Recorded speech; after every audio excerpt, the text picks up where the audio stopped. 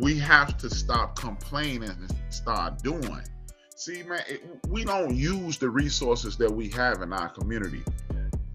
You know, again, we got, come on, man, we all these damn high schools in this city, all these dudes that went to D1 ball, hoopers love teaching hoop, football players love teaching football, baseball players love teaching baseball.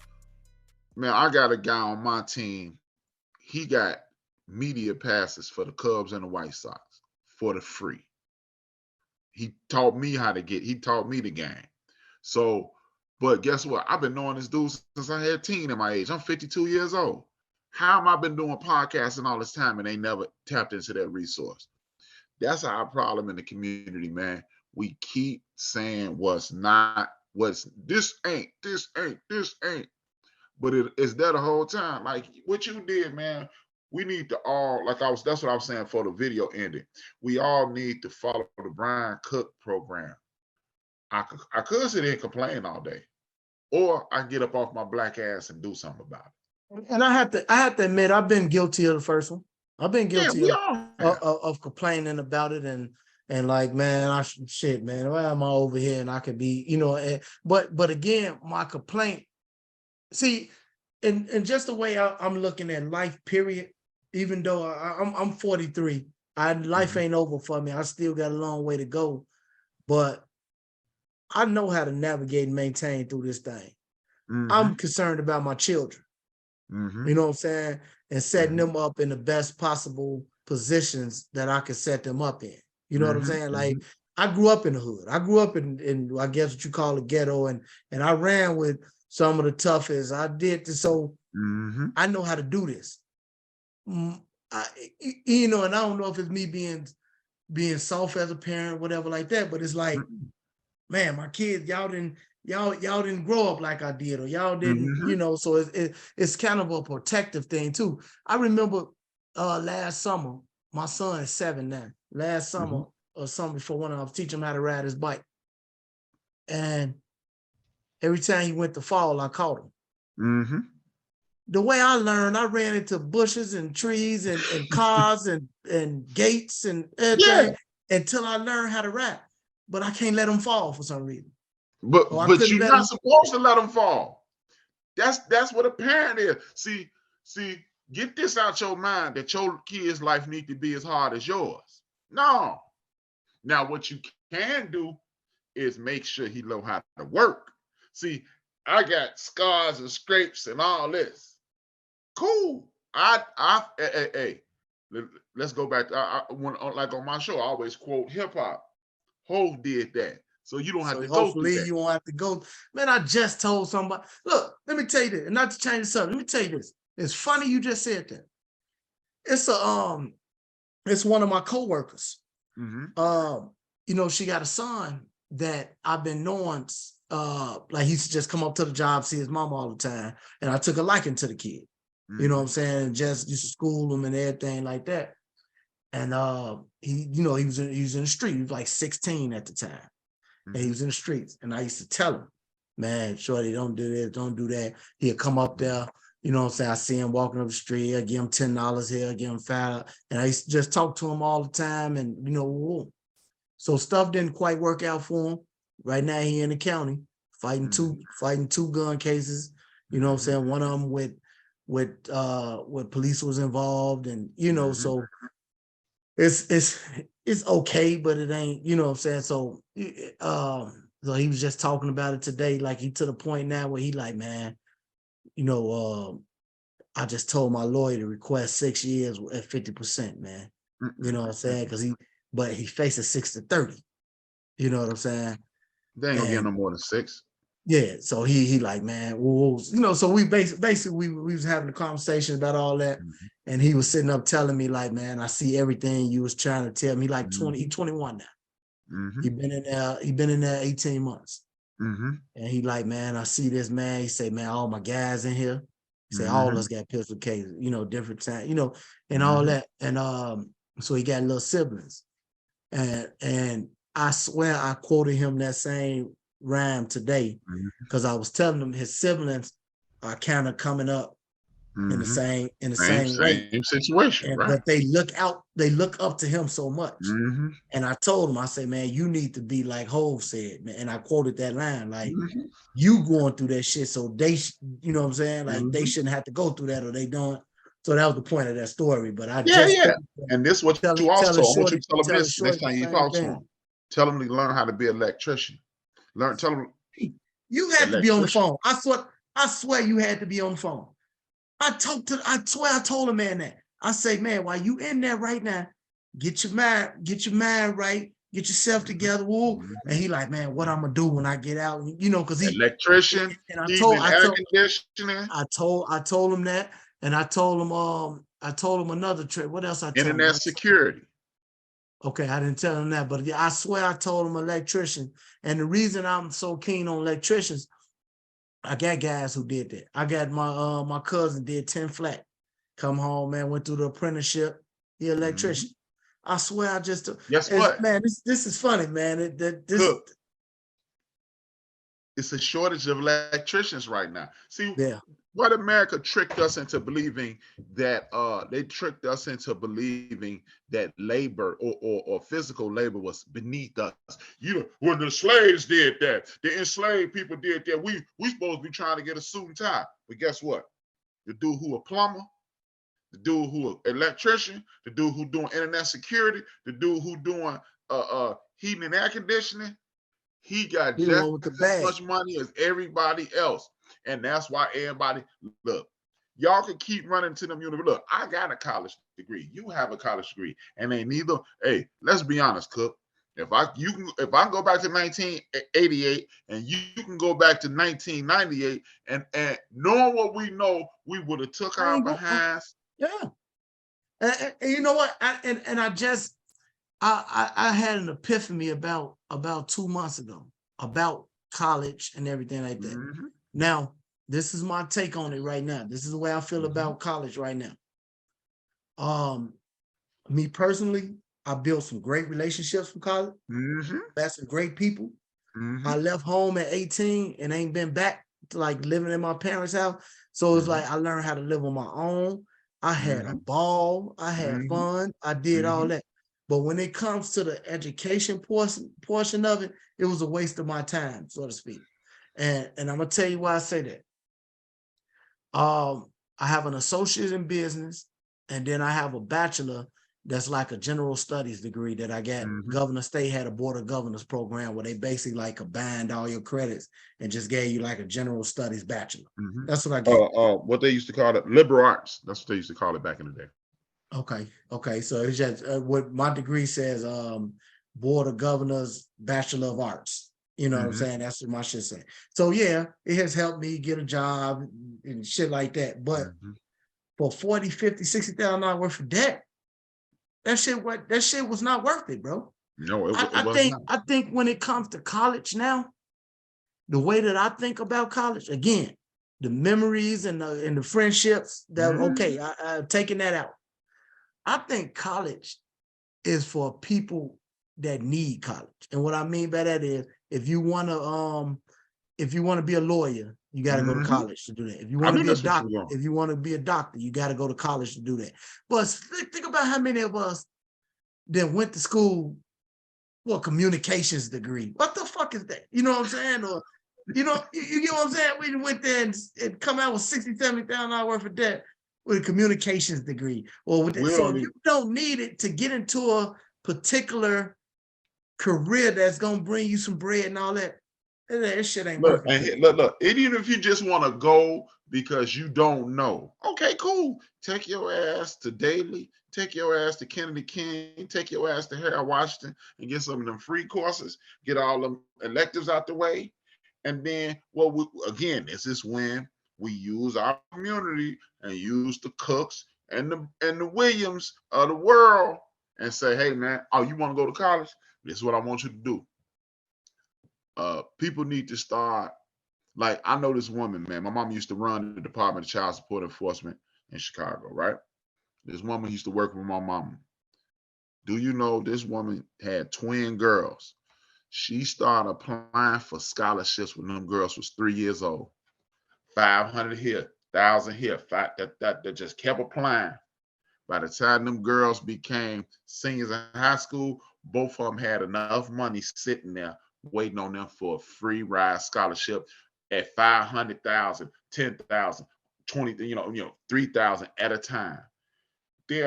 Coca-Cola gives literally billions of dollars away. Pepsi gives billions of dollars away. Do you know they got scholarships out here because you left-handed? And that's the type of information we need to be sharing. So if you want to go to college, you don't need to be paying for it, because a lot of us only want to go to college because we heard somebody say you should go to college. Well, you remember I used to drive Uber. I remember dropping this white boy off on Clark and Wacker Drive. We talked the whole way there. He did coding. I said, so what school did you go to? He said, I learned it off of YouTube. He worked 111 West Wacker. Big old beautiful building. He learned his skill off YouTube. I picked that chump up at one of the slickest buildings on the north side. He learned it off YouTube. Man, please. If you ain't scholarshiping through college, you wasting your time. Yes. Like you say, a liberal arts degree, unless you plan on being a politician, you wasting your time. Right. Look, man, we need to start talking to our children from the time they can walk. Don't ask your children what do you want to be when you grow up. Don't ask your kids that. You know what you ask your kids? What you gonna do to help the Black community when you grow up? That's what you ask them. Because now you programming him that your job is to be of service of your community. Yeah. And when you programming them for that, it's in them already. We need to get our kids in the military because, hey, they are, just imagine, man. How many young men out here and young ladies out here, 18 years, how many people finna graduate within the next 10 days that don't have a damn clue on what they're gonna do? Send them to the military. This is why you start talking to your kids. You don't know what you want to do. What I want you to do is I want you to join the military. Well, I don't want to do that. You're not joining the military to be a soldier. You're already a soldier in this Black army. What you join the military to do so you can get paid until you figure it out. Yep. And then see the world. You can travel the world. Yep. You can, you know what I'm saying, for free, basically. For free. And if you do end up staying, you retire at 38. You retire at 38, or just in time for you to get a job as a police officer and then work there for 20 years. See what I'm saying? Like, no. Or you can retire at 38, get a Fed job, and they add that 20 years onto another pension. You're getting 2 pensions in 10 years. Yeah. We ain't talking to our children about that. See, a lot of our children grow up like hopeless, like a penny with a hole in it, like that girl said in the Love Jones movie. Mm-hmm. We ain't preparing them, man. We ain't preparing them. You living in a defeated state of mind. Like, we need to be getting together and making sure every one of these schools in Chicago got a band and a music program. Oh, you want to be a rapper? Cool. You can't be a rapper. I'm not going to support you being a rapper until you go to that music class and learn how to read and write music. Why you got to do that? Because that way you ain't got to sample nobody. And Cook, guess what? All those little girls in the choir at the church, you can get one of them and y'all could be Lucy Pearl. Y'all could be New Edition and you can get it popping. And guess what? Then by that point, like Corliss, they got a whole studio in their school. That's a CPS school. Now you can record, we use the tools that are in front of you so you can be what you want to be. Yeah. Then we get to soliciting people like Anthony Davis, Patrick Beverly, Jabari Parker, Derrick Rose, and all these other brothers who made it to the pros. We're gonna need y'all to open up a grocery store. Why? First of all, so your Black ass can make money until your grandkids die. Second of all, you're gonna be employing people in our community. Third of all, you owe it to us because Derrick Rose, You got that Adidas contract because we loved you and went and bought them damn shoes. So put something back in the hood that's going to help you and help us.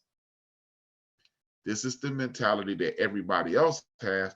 But what they tell our young men, when you make it, you got to move up to Skokie. You got to move up to Evanston, Skokie, and all these northwest suburbs and get away from your people. Meanwhile, that tax money that you're paying on that $50 million house is going to our schools and helping our children. I mean, it ain't safe on the south side. It ain't safe on the west side. Yes, it is. Yes, it is. You only get robbed when you out there flossing and acting a damn fool. Is it some wolves out there? You damn right there's some wolves out there. But you know what? A wolf ain't nothing but a dog. And if you feed a dog, what happens? It's gonna love you. It's gonna love you, man. It's always gonna be criminals. And man, the Bible started off with a dude killing his brother. So it's always gonna be some treacherous people out here, some dangerous people out here. But what we have to do is take our eyes off the danger and look at some danger prevention. Yeah. It's some gangsters out here, man. There's some straight killers out here that if they know that Cook and Brian out here doing the thing, what's gonna happen? Mess with them if you want to. And you know, that's how it always been like with the athlete in the hood. Yeah. You know what I'm saying? The hood always took care of that. You know what I'm saying? Took care of that athlete. You know what I'm saying? Yeah, well, we got to the point where we listening to the people who mean us no good. Don't trust them over there. Don't trust them. Hey, they Uncle Ruckus, man. Don't trust them new niggas over there. And then even like I said last night on my program, even our great people, they've said things metaphorically, speaking in a grand, broad sweeping generalization, and we've taken it and turned it against our own people. House niggas and field niggas. The house nigga was a sellout, and the field nigga was the motherfucker who was helping everybody. No, he wasn't. The house nigga was in there. The house nigga was in there poisoning that white man and helping people get away, or telling you what he gonna do so you can get away. And some of them field Negroes was out there snitching on slave revolts. See, remember Abyssinia Church? They got shot up by that crazy white boy. What they didn't tell you on the news was this, Cook. That white boy was a white nationalist, white supremacist, and he shot those people the day before the anniversary of the largest slave revolt in the history of America, headed up by the dude who started that church, Demar Vesey. So we thinking he's just a random white boy, but he went up in the church that Demar Vesey created on the anniversary of a 3,800 man slave revolt. You think the house niggas snitched on them on a slave revolt? Or so how would they know? Because they're in the house. There was some brothers in the field that snitched on that. Why did they snitch? There's a law called Meritorious Manumission, passed in 1771. Meritorious Manumission.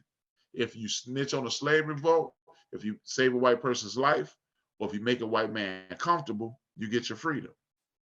These people didn't know each other. They weren't snatching everybody from Chicago and making them enslaved people. They weren't snatching everybody from Gary, everybody from Harvey. You know what they was doing? They was taking some people from Gary, they taking some people from South Central and mixing them in. So there ain't no connection there. Y'all, we speak totally different languages. So why would I help him? I don't know him. And that's how they got us. So what we have to do is understand our history. It's this thing called Sankofa. It's an Adinkra symbol. It's a bird facing this way with his head turned this way with an egg in it. It symbolizes this. Know your past, so you know why you standing, and you can navigate your future. That's what the egg is for, the future. So once we start realizing what our past is, that's why you see my show and I do the history segment every week. Mm-hmm. And I show videos so we can understand what we accomplished. Do you know it was millionaires? The war ended in 1863. The Red Summer. The Red Summer is when they burnt down a whole hundreds of black towns throughout the United States. 1919, the summer of 1919. Do you know in that brief period of time, 50 years, there were black millionaires. With all the tyranny that they was facing, they became millionaires. Robert Church, J.B. Stratford. Those two are the dudes that bankrolled Black Tulsa. I mean, Black Wall Street in Tulsa. Robert Church, he used to have a glorious house in Memphis. You know, he saved the city of Memphis financially. A brother. He looked like a white man, but he was a brother. But we don't know these things, so we continue to suffer. We have to educate ourselves. That's why you think they keep trying to shoot down Black history in these states. Because if you figure out how great you are a sum total of everybody who's ever been in your family. Right. You are a collective of that. And if we ever figure out how great we are, it's a wrap. No, it's gonna be trouble. So I'm gonna cut it off. Speaking of that, I know you had one time we spoke, you had a stance on at the time we were speaking of Ja Morant and something that he was going through. And you brought up a point of about LeBron and Ja Morant. Share that with the people, man. What's your thought on that? Well, what they have done is villainize. It's basically divide and conquer one more time. You know, you got the house brother and the field brother. They divided and conquered us right there, right? Then early 100 years ago, you had W.B. Du Bois against Booker T. Washington. And then 50 years after that, you had Dr. King or Malcolm X. And now it's anybody you can think of versus LeBron or James. What has LeBron James really done wrong? I mean, he cried too much. You know everything that's wrong with LeBron. Next time you're in one of those LeBron debates, ask him, what has he done right? How have you not enjoyed arguably the greatest all-around basketball player in the history of the world? Oh, he ain't as good as Jordan. Well, who is? If ain't nobody ever better than Jordan, why are you comparing LeBron to him? Divide and conquer, because instead of focusing on what we should be focusing on, the fact that this young brother LeBron, with no formal education, took his friends and turned them into millionaires. Everything he touched and turned to gold. Not only did he become a millionaire at 18, and his boy Rich Paul tells this story. Rich Paul say they went to Adidas, and Adidas said, we'll give you 19 million. And they handed him a check. They said, you ain't got to sign nothing. But they knew if you put that check in the bank, that's a binding contract. LeBron said, no, we'll come back in a couple of days. Rich Paul said, they was like, hey, what was wrong? He said, if they'll give me 19, 20, what would Nike give me? And what did he get? 90. He got $90 million. But we ain't hearing about LeBron. We just keep comparing him to the ghosts of Michael Jordan past. We don't hear nothing about this dude that put 21,000 people through college out of his pocket. 21,000. We don't hear about he had his own production company. We don't hear about he not only, look, he didn't put Rich Paul through college. You know what he did? He did one better. He introduced him to Warren Buffett and let him hang out with Warren Buffett for 2 years. That's better than any college you ever made in your life. You learn from the masters. So, and I don't mean that the slave masters, the masters of finance. You learn from the best. So he basically jailbroke college. Now, we hear nothing about that, but we hear about him crying too much. We hear about him flopping. But, hey, Cook, you're a former athlete. Didn't they used to call that gamesmanship? LeBron a flopper. See, he a pump. But what is this? Turning your back to the ref, smacking yourself on the wrist and throwing the ball up. That's the same thing, ain't it? Ain't that what we was doing when Michael Jordan was playing? Because we saw Mike do it. But it was smart when Mike was doing it. We tear down his brother LeBron, so he's no good anymore. We make this buffoon named Skip Bayless a multi-millionaire, make him richer than he ever would. He done built a career on destroying a black man's reputation, but we put the spotlight on Ja Morant, a young brother who making mistakes, a young brother who clearly doesn't have proper upbringing. And all we know is what Ja did wrong. Then they highlight the mistakes that his parents have made. So so what do they do now? When he blow the whole wad, what they gonna say? We gave him a shot. We have to stop allowing people to dictate who we are. And again, you got people like Charles Barkley on TV. Hey man, I ain't never met Zion Williamson, but if he want to talk to me, no, you don't. If he want to talk to me, Moses Malone, you had the privilege of having Moses Malone on your team, and you could go and talk to Moses Malone. So since you went and talked to Moses because he was in arm reach of you on TNT twice a week. Are you telling me this dude is on Brand Jordan?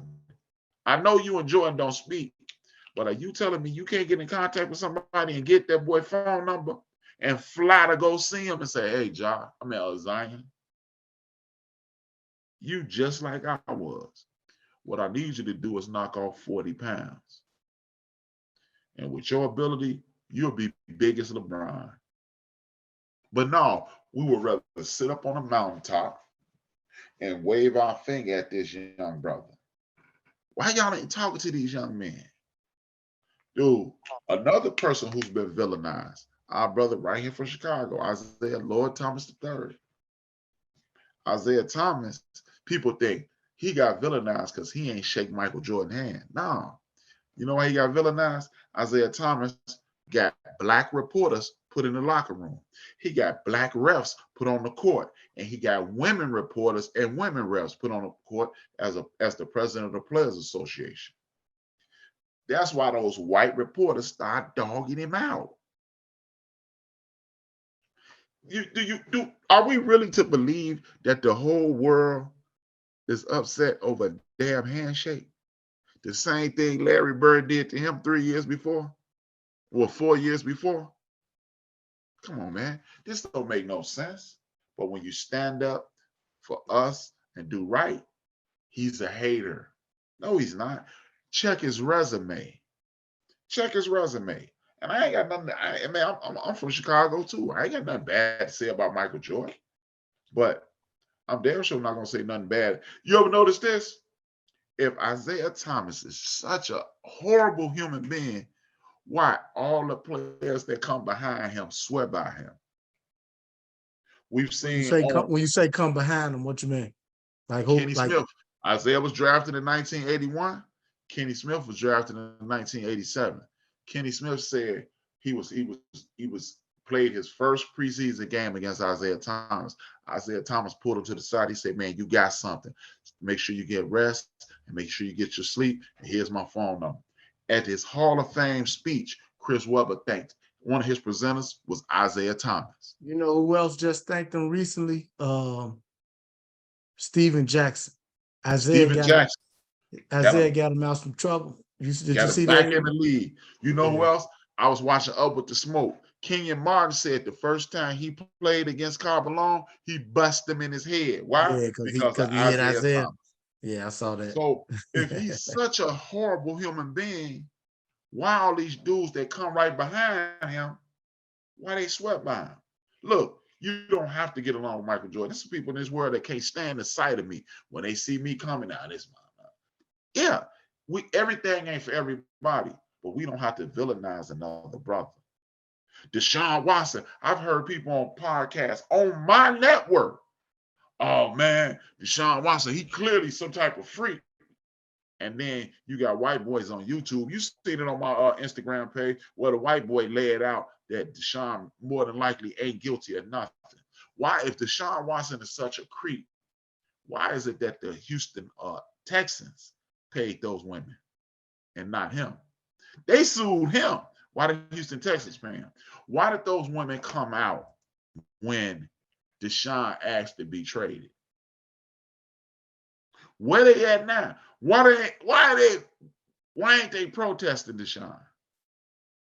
They still protest. They was protesting Vic years later about some dogs. but he didn't sexually assault some white women. You watch the Ghetto Boys podcast. Ghetto Boys, Willie D and Scarface. Scarface say he knows several women masseuses that say Deshaun don't even like to be touched like that. We continue to bury our good brothers. So, and we can, it ain't, hey, Michael Jordan ain't political. So what? But they hold up those people. The apolitical people, hey man, that ain't my lane. That ain't your lane, God bless you. I don't need you in the lane that ain't yours. But you definitely not going to destroy these good brothers that are in the lane. Oh, LeBron, you spoke about China, you spoke about the black struggle. Why you ain't speak about China? The same reason Yao Ming ain't spoke up for the brothers. We ain't gonna put that on him to do, huh? Yeah, we're gonna put it on. So now I'm the advocate for everybody? No. I thought it was shut up and dribble, but now you want me to speak up for China? Oh, because I'm getting some guap over there? Hey, man, that's their business. I don't hear nobody speaking up for nobody in this group. So, no, man, we got to stop allowing these people to destroy our brother. Like, they tried to turn our brother Deshaun Jackson into a villain. I know, again, on my network, it's this dude who called into this one dude's show on every Monday talking about Deshaun Jackson is stupid for letting his mama be his agent. But his mama, Lamar Jackson. Yeah, Lamar Jackson. I'm sorry. Lamar Jackson's mama had drawn up one of the greatest contracts in the world in regards to the NFL. He's gonna get that whole contract, right? Unless he's hurt. And guess what? She signed a no franchise tag. They can't franchise him. So either you're gonna pay me, the agent wasn't gonna get you that way. No, because and Mon Dukes, what she got her about 7-8. She got $7.8 million. Yeah. Oh, by the way, she negotiated his first contract, so he keeping it all in the family. But see, they don't. But they want the David Falks of the world to keep getting that bread. That's why they can't stand Rich Paul. Most definitely. So we got to stop hating his brother LeBron, because LeBron then did nothing wrong. LeBron James is at work. He is at work. He was doing all the heavy lifting the first go round in Cleveland. Y'all gonna give me Shaq after he's 350 years old. Y'all give me all these old dudes and I drag them to the finals, and y'all ain't give me nobody young and talented. So how many times when you was at, what were you at, Julian? How many times was you at Julian thinking you was gonna go pro, and you and your homeboy sat there and said, boy, we make it to the league, and then we gonna come back and win the Super Bowl for the Bears. LeBron and his friends did it. How? We all done it, man. I don't know nobody who wanted to be a professional athlete who had some homies that didn't have that conversation. Yeah. But we villainized LeBron for living out our dream. Just like Derrick Rose wanted to come play for the Bulls, I'm going to win some MVPs like Jordan. He did it. So, no, man, we got to stop villain. Oh, man, he messed up the league. No, he didn't. Look, what was LeBron supposed to stay in Cleveland like Oscar Robertson and hope a Kareem Abdul-Jabbar come along so you can win a championship? And then you got Charles Barkley on TV. LeBron want all the talent. Why you ain't stay your fat ass in Philadelphia then? Because your ass left Philadelphia and went your ass to Phoenix with Kevin Johnson, Richard Dumas, Frank Johnson, Cedric Ceballos, and a host of other superstars. What about the people that's mad at Dame? What you think about Dame's in his situation? What they mad at Dame about? He's staying. Right. And I don't think, to be honest, no, because a lot of people say he's stupid, he ain't gonna win, he did. I think Dame, and look, so a lot of people, man, he a fool being loyal to that organization. I don't think Dame loyal to that organization. Dame loyal to himself and that bag he getting and what he want to do. That's what I think, Dame. You know what, Cook? I think he is loyal to the organization. But explain to me how the same people that's calling Dame Lillard a fool hate LeBron for leaving. Yeah. You can't live on both sides of that fence. Because if Dame's stupid, then you ain't mad at LeBron no more. No, he messed it up. Well, Dame ain't stupid then. Right. See, oh, Michael would have never did that. You know what? What else? Michael Jordan was stupid because there's no way in hell I would have paid for league for them that little bit of money. Oh, he got $60 million. He got $66 million for 2 years. You out your mind? Ain't no way. There is no way.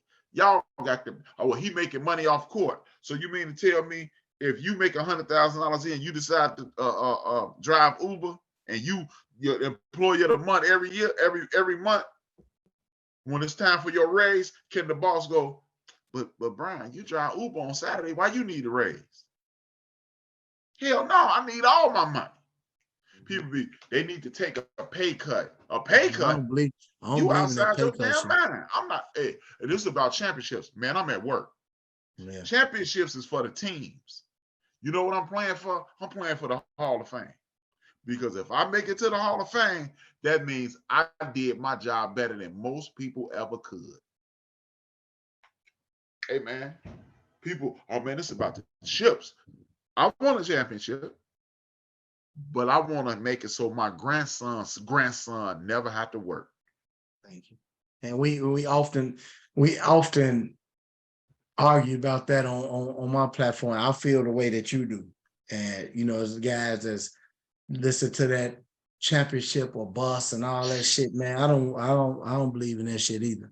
You know, like you say, yeah, it's good. Yeah, we want to win. Everybody want to win. I agree with that, but I'm not sacrificing my bag and my everything like that for this chip. You mean to tell me it makes sense to people like David West? David West had $22 million left on his contract. Go to the Warriors. Or to the Spurs. Who was that? He went to the Spurs, and they didn't even win. Right. You taking $11 million for $2 million, $11 million for $2 million, and they gave you a $70,000 ring for $22 million. Boy, you outside your damn mind.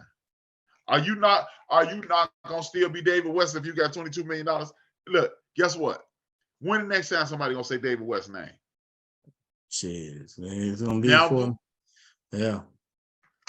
But he got a ring. Boy, you out your mind. Yeah, Robert Horry got 7 rings.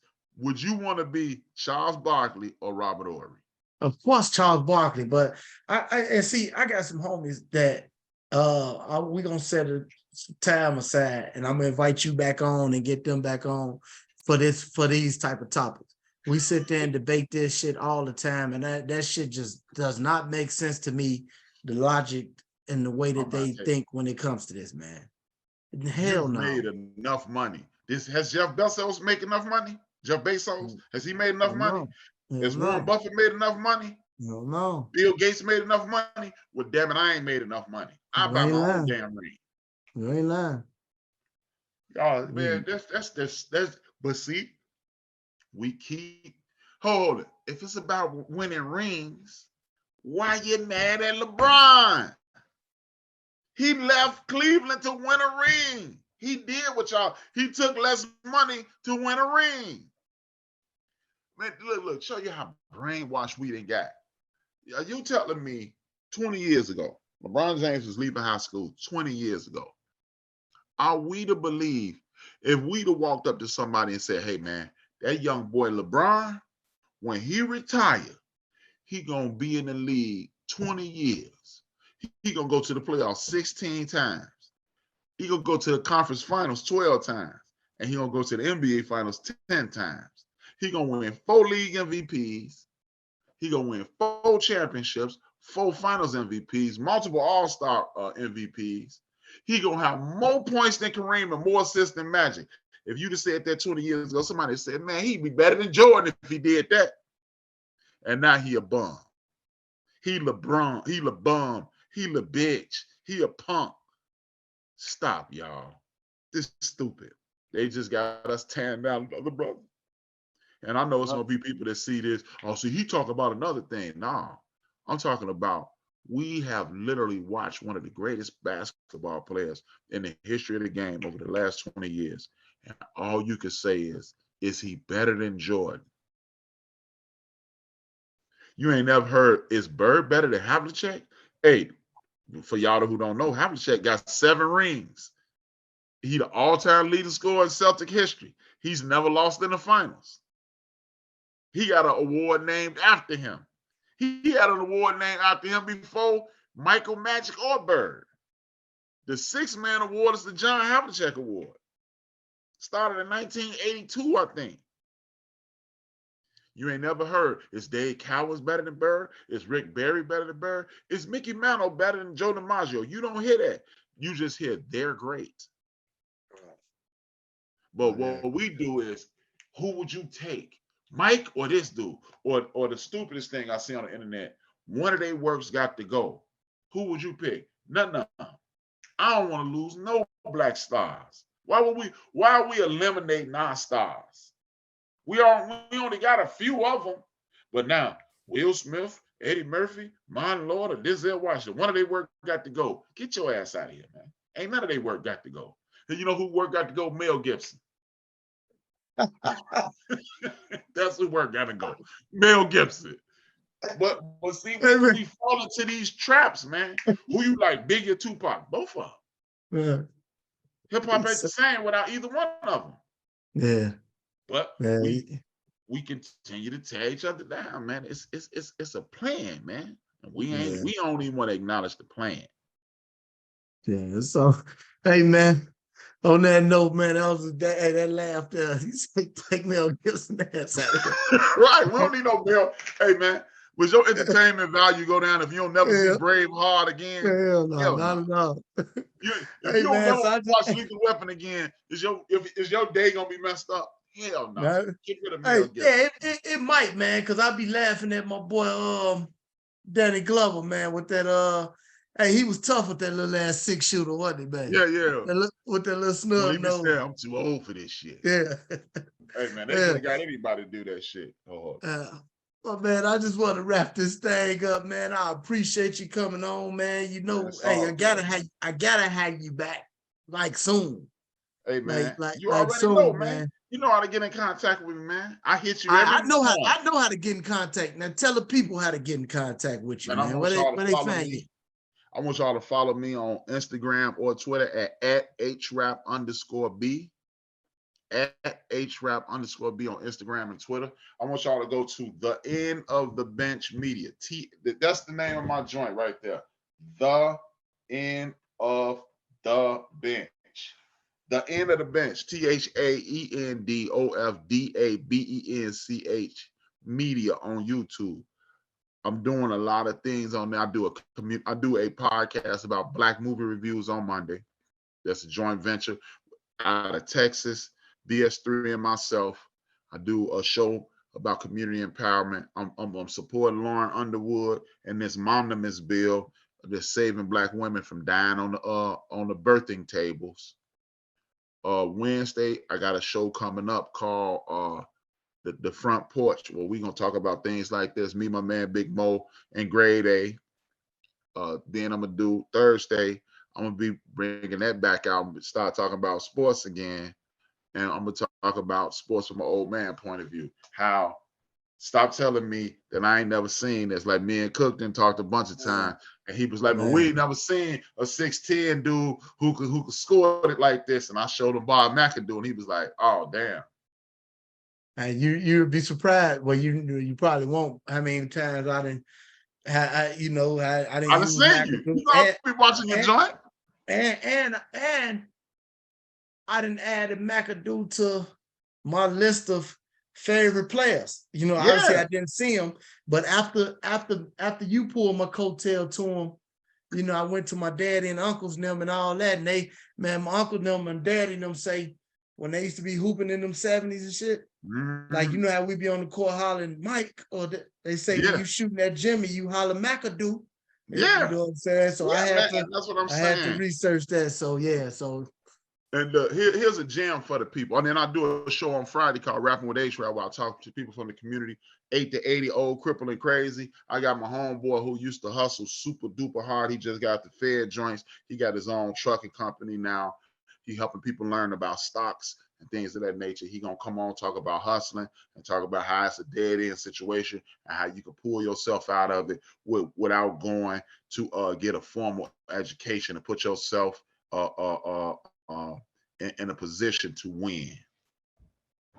Put yourself in a position to win. And that's the thing, man. Like when we talk about Bob McAdoo, and we talk about George Gervin and those guys, you ever notice they don't want us thinking back to that time? You know why? Because if you start looking up things in sports from old school, what else are you gonna do? You're gonna start looking up other people from old school. And then you're gonna see find out how great you. Exactly. See, it's man, it's a ugly game, man. It's an ugly game. It's ugly. And we just got to stop following the blueprint of the people who oppressed us and start following the blueprint of the people who emancipated us. One more thing before I go. This is the type of thing I want the brothers and sisters to understand. You were taught, this is what you're taught and what you learn is two different things. Who freed the slaves, Cook? I'm going to tell you, Abraham Lincoln. But you know who freed them? Who was that? They freed themselves. That war started in 1862. They was getting their butts whooped 1863. Well, 1861 it started. 1863, they was getting their butt whooped. He let the brothers get in 1863, but he just had them as farmhands. In 1864, he gave brothers guns. Mid-1865, the war was over. You freed yourself. You freed yourself. The fact that you go to, back in the day, we'll go to a basketball court and you hear Pearl, and y'all don't even know that that's a real person. Y'all don't know Nate Archibald. Y'all keep talking about all these stats. Stats don't mean nothing. Stats is for fun. Impact on games is what's important. How did you impact the game? Like, I could run some stats at you. Kobe Bryant got the worst field goal percentage of any superstar guard in the history of the league. But what was his impact on the game? We can run it. Kobe Bryant missed more shots than anybody in NBA history. But what was his impact on the game? It's amazing how a year ago they told us big men need to learn how to shoot the three, and because this is a 3-point shooting game, and they got this big super white boy, all his points coming out, damn near all his points coming out the paint. So just imagine if Karl Anthony Towns stopped shooting them damn threes and stopped. Tell me about it, man. But he's been tricked into believing it. It's a 3-point shooting league.